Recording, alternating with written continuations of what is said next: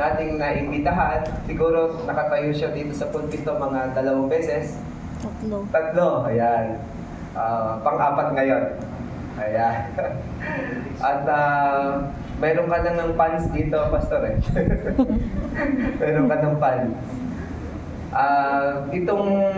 Itong celebration ng ating, parang iniisip ko nga, buwan-buwan, magkaroon tayo ng evangelistic camp night o crusade, no?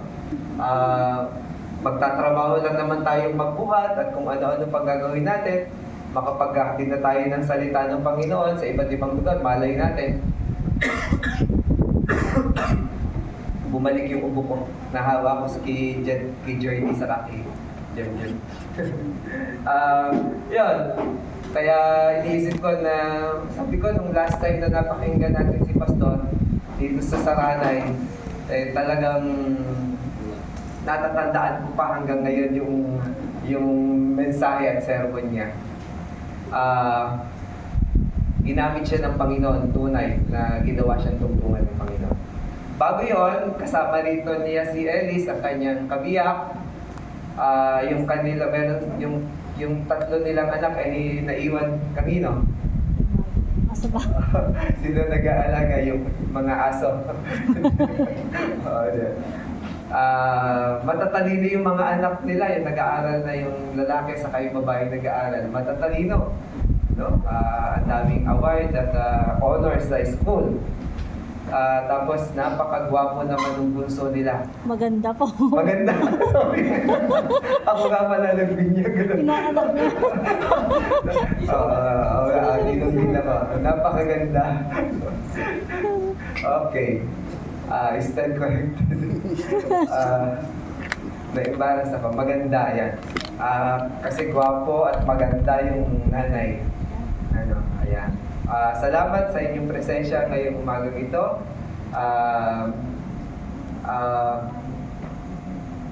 Palakpakan natin ang magbibigay ng mensahe bilang inspirasyon at inspirasyon at lakas ng loob. Si Pastor Errol Jan S. Garcia.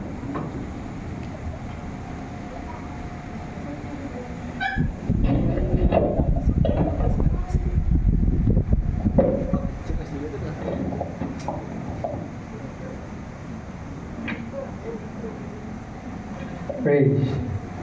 Salamat po kay Kuya June, Most Reverend June Jerry Garcia, yung pong pinaka-poging pinsan ko. Opportunity po muli na magbahagi ng salita ng Diyos. Hinako ko po yung aming topic dun sa ating, ngayon po kasi ay 6th Sunday of Easter. So ang lectionary po natin is from the Gospel of John chapter 15. Verse 9 to 17. Pamagat po natin pag-aaral, mabilis lang po ito. Siguro 11 po tayo mag-start. 10 minutes siguro, matapos na po ito. Pray po natin. Tungkol po ito sa pananatili. Amen? So, ang title po ng ating topic is Remaining in Jesus' Love. Sabihin niyo po, Remaining in Jesus' Love. Pwede po ba akong bumaba? Medyo nag-alangan ako rito. Opo. Ang topic po ito ay, kung titignan po natin, yung pinasa po natin, si Jesus, ay nag-aanyaya na manatili po tayo sa pagmamahal niya. At kung mananatili tayo sa pag-ibig niya, mananatili siya sa atin at anumang hilingin natin sa Ama, pagkakaloob niya, yun po yung dundo. Pero yung pananatili sa pag-ibig po ng Panginoon, logic po, ang ibig sabihin po nito ay pagsunod sa mga utos ng Panginoon. Mahirap naman sabihin na sa labit na nananatili tayo sa pag-ibig ng Panginoon, pero wala naman tayong pagsunod. Diba? Unfair naman po yun sa Panginoon. Ano? So, remaining in Jesus' love, but before we arrive to that topic, ano ba yung Jesus love? Meron po tayong mga kanta ng bata eh. Kaya lang isusumpa ako ng asawa ko pag meron pang sayaw na action. Yung The Love of Jesus, Sweet and Marvelous. Sino ba nakakaalam nun, mga bata? May action yun eh. Pero tutulain ko lang, hindi ko isasayaw. The love of Jesus, di ba? Sweet and marvelous. higher than the mountain, deeper than the ocean, wider than the universe. Yung oh. Ayan, nahihiya ako pag nakikita ko nasa ako sumasayaw. Yun yung pag-ibig po ng Panginoon na kanta ng mga bata. Kung titingnan po natin, mas mataas daw sa bundok, mas malalim sa dagat, mas malawak sa universe. Sino po nakasukat ng bundok? Tayo, nasusukat natin yung pinakamataas Mount Everest. Hindi ko alam kung kailan nakit si Kuya Jun doon. Pero yun yung pinakamataas. Yung pinakamalalim, yung Marianas Deep Trench. Sa Pilipinas po yun. Bihira yung nakakarating doon. At yung pinakamalawak, syempre, universe. Di ba? Pero yun, inalitulad ko sa pag-ibig ng Panginoon na nasusukat ng tao, pero totoo po nun, walang pwedeng makasukat sa pag-ibig ng Panginoon. Pansinin niyo po yung verse 9. Ano po sabi doon? Yung pag-ibig ng Ama. Kung paano akong inibig, kasi kapag nagbasa po tayo ng Bible, dapat hinihimay po natin ito para may practical application, not only by theological knowledge. Dapat mayroong practical na application sa atin sa pang-araw-araw. Kasi hindi natin mapapakinabangan yan kahit mag-aral po tayo sa seminary o Bible school pag wala itong practical application sa ating buhay. Yung pag-ibig ng Ama, sabi ng Panginoon, ay paano ko inibig ng Ama, ganun din ko kayo kamahal. Ibig sabihin, Jesus is not holding back the love of Father. Sinusupply niya lahat kung ano yung naranasan niya sa Ama. Ganon din po niya gusto ipadama sa mga mananampalataya. Amen? Sa mga sumusunod po sa Kanya. Hindi ito katulad na kapag sino po nakatanggap ng mga ayuda doon sa gobyerno, di ba dati? Kapag nagbigay yung sa may LGU, ang nakakarating na lang sa inyo, yung isang sardinas. Hindi binibigay na 100%. Yung isang sakong bigas, nagiging isang supot. Si Jesus hindi gano'n. Kung ano yung binigay po na pag-ibig ng Diyos Ama, ibinibigay niya din sa kanyang mga tagasunod. At kung i-define po natin yung pag-ibig ng Diyos, hindi ito pwedeng sukatin dahil sabi po sa Romans chapter 5 verse 8, may kinalaman po ito sa pag-aalay ng buhay mismo ng Panginoon. Kaya yung kantang The Greatest Love of All is to love yourself is not true. Alam niyo po ba yung kanta na yun? It easy to, hindi ko kabisado yung lyrics, pero the greatest love of all is to love yourself. Hindi totoo yun. Ang totoong pag-ibig na tinutukoy po ng Panginoon, the greatest love of all, yung sinasabi ni Jesus, yung nag-alay ng buhay, si Jesus, sa kanyang tinuturing na mga kaibigan, at tayo ay friend of God. Sabihin niyo sa katabi niyo, kaibigan ka ng Diyos, kapatid. Pag kaibigan ka ng Diyos, walang inililihim. Actually, yung topic po natin na to, self-explanatory, alam niyo na yan Kasi what it means to remain in Jesus' love, nahandyan. Nahandyan lahat Pero bakit kailangan sineshare mo? Parang yung mga magulang po natin, alam na natin, paulit-ulit, paalis na tayo. Elementary ko, sisigawan pa ako. Magpulbo ka ng likod mo, baka matayong ka ng pawis sa likod. Hanggang high school, college, ganun pa rin, si nanay. Diba? Yung asawa ko naman, nung nag-asawa ko, kung kailan naalis sa kakapapalalahanan, alam mo na ibibilin mo. Ang problema, pagdating nakalimutan pa rin, nagagalit ka pa pag yung pinapalalahanan. Ganon din po, kailangan ng mga ngaral para maunawaan po natin, pero yung Holy Spirit ang magpapaliwanag po sa atin ito. Amen? So, remaining in Jesus' love, if we define Jesus' love, it is the greatest love of all, yung pag-ibig ng Panginoon. Jesus was not murdered nor killed. He laid down His life. Kusa pong ibinigay ng Diyos yung pag-ibig niya sa atin. Hindi siya pwedeng patayin kasi Diyos siya. Amen? Unless na sinurrender niya yung sarili niya para sa atin. Kapag naunawaan po natin mga kapatid, yung pag-ibig ng Panginoong Hesus sa atin, hindi pwedeng hindi mo sambahin ng Diyos kahit mag-isa ka sa bahay mo. Hindi lang yung corporate worship. Kahit walang nakakikita, hindi ka pwedeng hindi sumunod sa Panginoon kasi yung banal na espiritu, yung pag-ibig ng Panginoon yun Yung espiritu ng pag-ibig, yun yung mag-uudyok sa yung gawin yung tama kahit walang nakakakita sa iyo. The Son of God became the Son of Men so that the sons of men became the sons of God. Yung anak po ng Diyos, ito yung pag-ibig po ng Panginoon, naging anak ng tao, para tayo mga anak ng tao, maging anak ng Diyos. Amen po ba?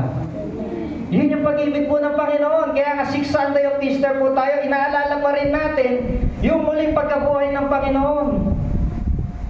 Kaya kailangan buhay po yung mga dugo natin kahit hindi nagkape, kahit po yan. Pag Sunday, energize po tayo dahil gusto nating makita, ma-meet muli ang Panginoon at yung mga anak ng Diyos. Palakpakan niya po natin ang Panginoon. Kasi kung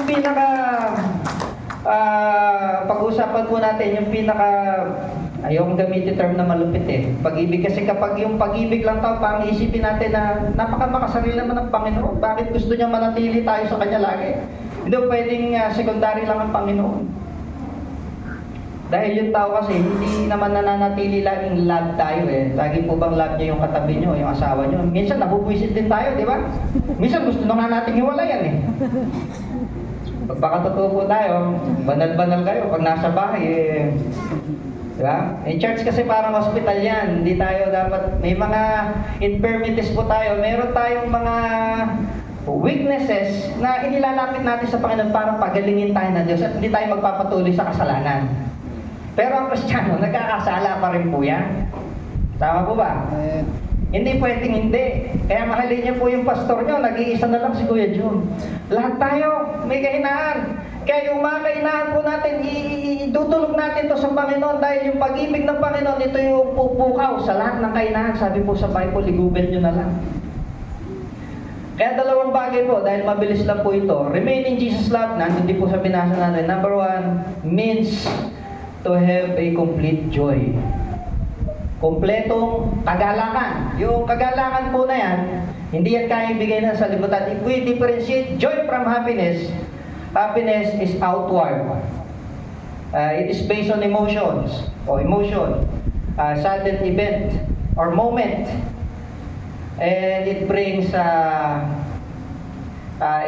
na-excite tayo, natutuwa tayo. Pero panlabas lang. Pero pag tinagalog po natin yung joy at saka happiness, parang magkamukha lang eh. Di ba? Kasiyahan. Pero i-define natin yung happiness, kasiyahan. Pero yung joy, kaligayahan, ito po yung gusto ibigay ng Panginoon. Ang meaning po ng joy, it's a long-lasting state of being, characterized by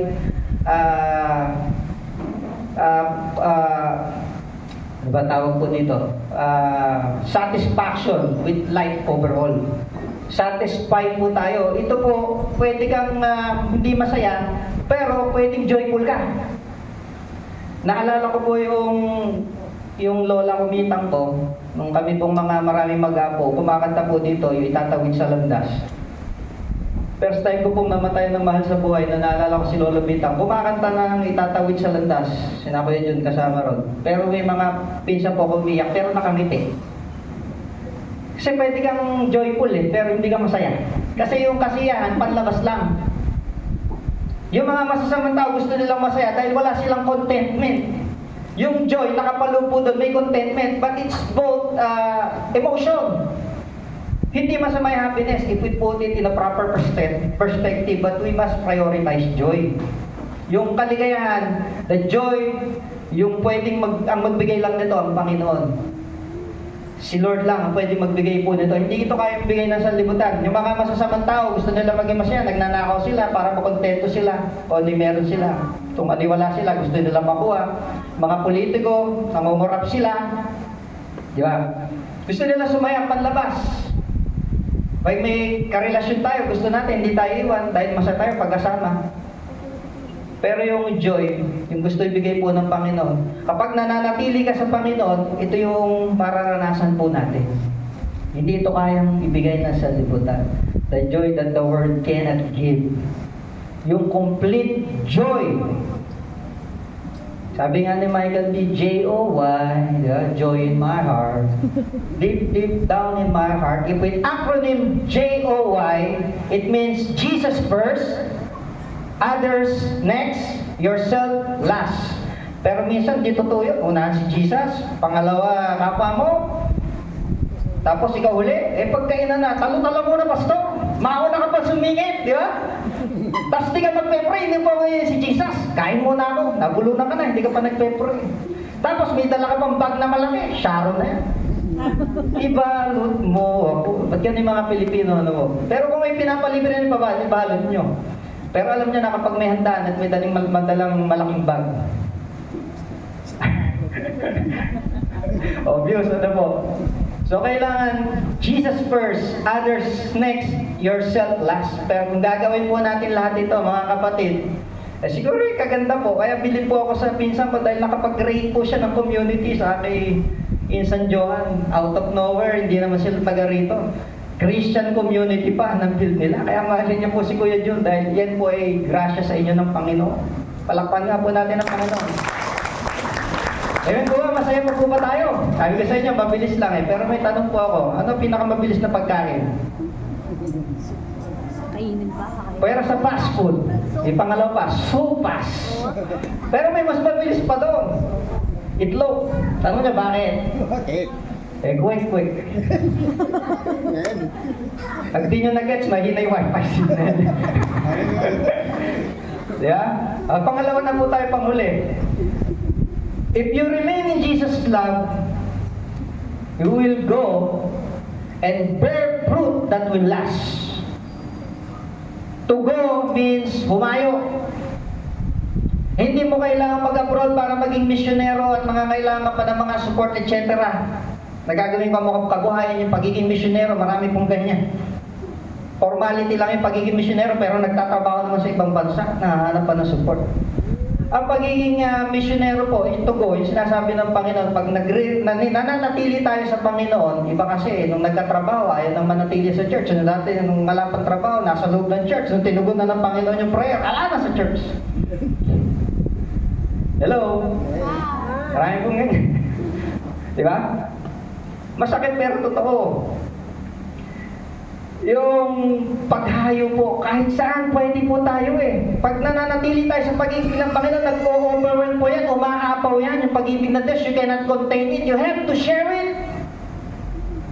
Hindi mo pwedeng sarilinin yung pag-ibig ng Diyos. Kaya si Kuya Jun, hindi siya nanatiling UMC. Oh, di ba? Trinity, Methodist. Kasi hindi naman nakabatay po ang paghayo. Doon sa pangalan ng church, sabi po ni John Wesley, the world is my parish. Maging mabait ka lang sa kapitbahay mo o doon sa kasama mo sa bahay, nagmi-mission ka na, no? Every heart that does not have Jesus Christ is a mission field. Kaya maaari dito sa church natin, baka merong hindi pa tumatanggap sa Panginoon, mission field pa rin po ito.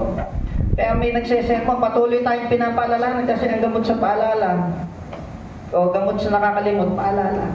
Kaya nabasa na nga natin yan eh. Next year, babasahin nyo ulit yan. Bakit pinapaalala po ulit? Yung salita po ng Diyos is katulad po yan ng pagkain, ng kaluluwa po natin yan eh.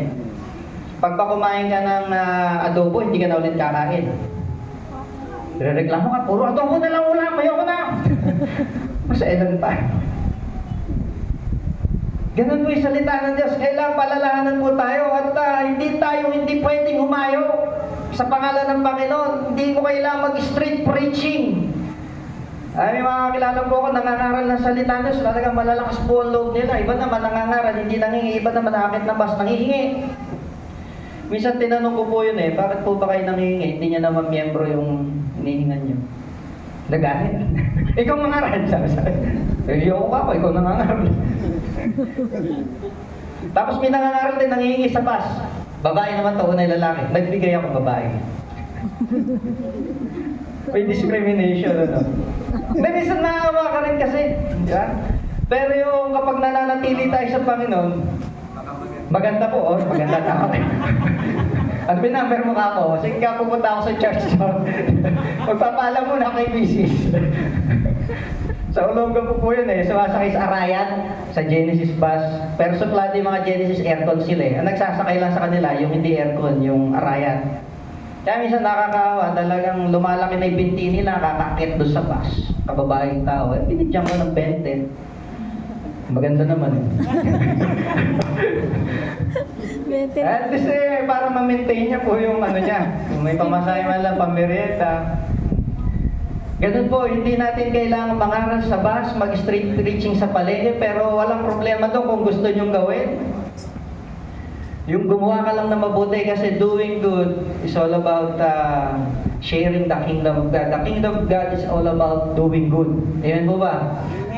Kasi yung paggawa ng mabuti, yan yung importante po eh. Kaya yung pangalawa po, to go and bear fruit that will last. The bear fruit that will last is your legacy na iiwanan. Yung paggawa mo ng mabuti, kasi tatanungin tayo ng Panginoon eh. Nabasa niyo po ba sa Bible yung dalawang grupo ng tao? Yung fruit that will last, yung paggawa ng mabuti. Yung kahari ng Diyos ay tungkol sa paggawa ng mabuti. Hindi ko binanggit yung reliyon o yung tungkol sa salita ng Diyos. Alayon. Kasi yung pamumuhay natin, yan yung binabasa po ng tao. Paano sila maniniwala kay anak ng Diyos o Kristiyano? Eh masama yung ugali mo. Yeah? Paano sila maniniwalang nagsisipa sa Trinity UMC? Eh mapagbigay pastor nyo, ito ako ripo. Madaling utangan yung pastor nyo, kayo hindi.